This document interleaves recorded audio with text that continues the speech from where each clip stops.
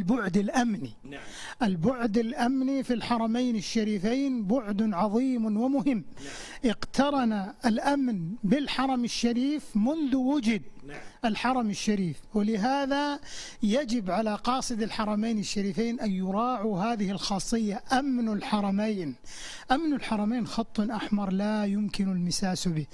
جعل الله الحرمين مكانا للعبادة، ليست لرفع الشعارات ولا للهتافات ولا لصرف العمل في الحرمين الشريفين في مكة والمدينة والمسجد الحرام والمسجد النبوي والمشاعر المقدسة لغير العبادة ولغير الدين.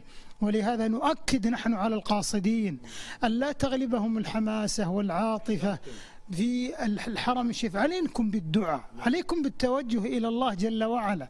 أنتم أيها القاصدون أتيتم لعبادة الله، لأداء العمرة، للزيارة، للحج، للنظر في معالم هذا البيت العظيم، في كعبته الغراء، في معالم الحرمين، في إثراء تجربة القاصدين الدينية.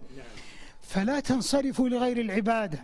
لا ترفع شعارات في الحرمين إلا شعار التوحيد وشعار التلبية: لبيك اللهم لبيك، لبيك لا شريك لك لبيك.